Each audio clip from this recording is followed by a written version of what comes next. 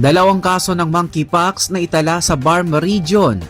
Dalawang kaso ng monkeypox ang naitala sa Bangsamoro Autonomous Region in Muslim Mindanao. Ito ay kinumpirma ni MOH Barm Minister Dr. Kadil Jojo Sinolinding Jr. sa isang video conference ngayong umaga.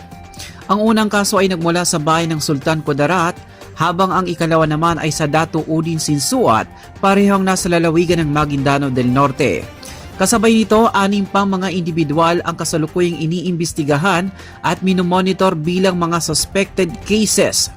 Patuloy din ang contact tracing at pagpapatupad ng isolation protocols ng mga health authorities upang mapigilan ang pagkalat ng virus.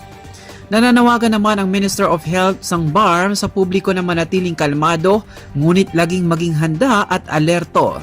Pinapayuhan ang sinumang makakaranas ng rashes, lagnat, pananakit ng katawan o iba pang sintomas na may kaugnayan sa Mpox ay agad na magpakonsulta sa doktor.